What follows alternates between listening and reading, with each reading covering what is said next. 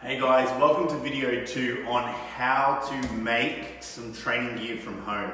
So if you've watched our first video, we went over how to make our training blocks out of sandbags and also utilizing some lime.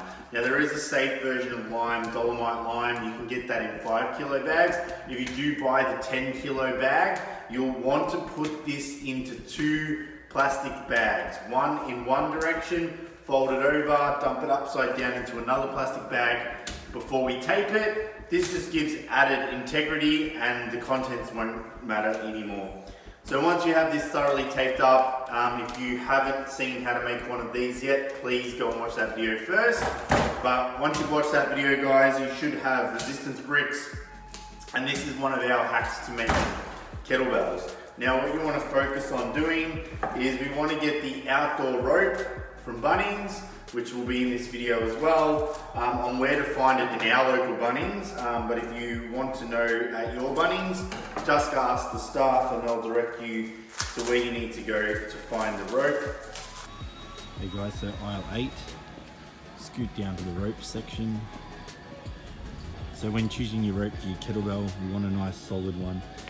The outdoor rope is the best. If you don't mind spending the extra $1, you get a 600 kilo braking strain on this rope. And you want this length too because you can double it up and have a double rope handle, which makes it a lot stronger. Alright guys, so what we're going to do today is we're going to actually make a double rope handle. I feel they're a lot more sturdy than our original version 1 prototype. If you've already made our version 1, guys, you can go back and add another one and it shouldn't be difficult at all. So what we want to do with our rope is we want to start to cut a length. Alright, so we've got our rope. Now when we're working out our distance, you want to stand it up long ways. You want about 1 inch longer than the bottom, hanging off the bottom. So I usually tuck it under and sit it on there. You then want to predict how much handle space you need. Alright, then you want to repeat that effort as well. So you want to go back underneath and give it 1 inch as well. Once we have one cord the right length, we're going to give it a cut. So we've got our first piece. Now what we want to do, because we are making a double one, it's more comfortable on the hands, is we're going to make a second length of rope exactly the same. Once we've done this, quick slice. Probably need some new scissors as well. We've got our rope. So what we want to do is we then want to start by getting it taped to one side. So our first bit of tape's only to hold it in place, and then we'll create our stronger versions. So we want to get one piece of tape, hanging that inch off the bottom and taping her down. We're then going to do our loop, get our other inch at the other end, and do the same. So once we've done that,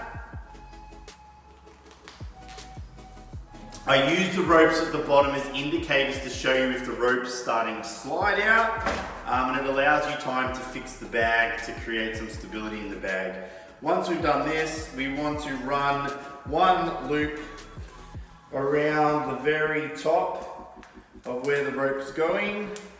So one full loop right across the whole bag, making sure the ropes are the same length, right around the whole entire bag.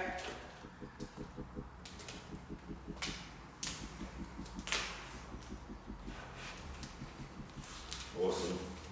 Once we've done that, we can give it a slice as well. Alright, now that everything's in place, what we want to start to do now is give it a quick lift to check the ropes are correct. This is your only opportunity you're going to get to make sure these are even. This is why we've done our tapes. Now every single time we go around this bag, we make it stronger and more durable. So using the tape, don't stress about it, go and buy more if you need to. We can always just keep adding tape to this bad boy. Once you've got this done, we're going to repeat the same process we did to make the resistance blocks.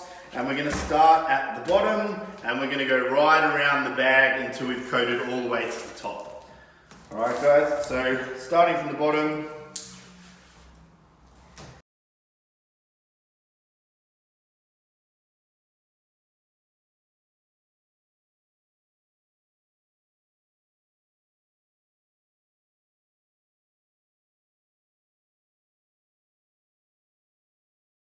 Awesome, once we're at the top, we're going to give it a slice.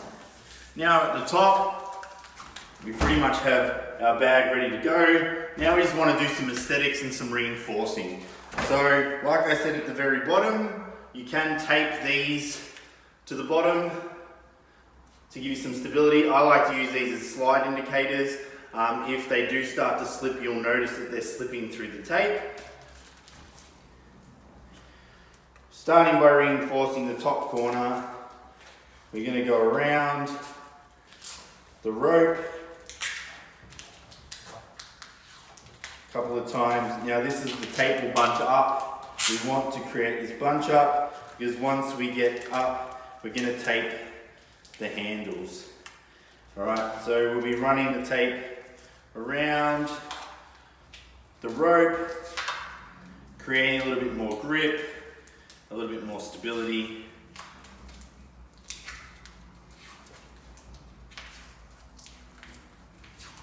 Wrapping the whole handle till we get to the other side. Then we're going to cut it off. And then now we reinforce that joint as well. So we want to start off on the top of the bag and go around so the majority of the tape is in contact with the bag, then start to get higher and higher, we'll get a bit messier, and then back into the handle again. Now you can coat this handle as many times as you feel you need to, and you can reinforce these corners as much as you want. So anytime we notice that the bag might be slipping from the bottom, we want to reinforce it again, putting a little bit more tape with a little bit more pressure. I'm going to tape these down to give some extra stability vertically as well today. I'm just going to tape these indicators down, run one loop through the top of the handle, back down the bag, just to keep them tucked in nice and strong. Give it a cut, and then our last one, same thing. And then cutting. Alright guys, this is our resistance kettlebell. Now primarily this is good for single arm rows and all of our other exercises we do with this. Doing bent over rows and that as well. And you have your homemade kettlebell. Now these are fantastic. We can go into swings with these. We can do lots. One little tip guys, try and make this handle as short as possible. You don't want too much space in the top when you're making it, so try and make sure that you do have that small amount of handle. Alright guys, enjoy your homemade kettlebell and we'll see you guys in the gym.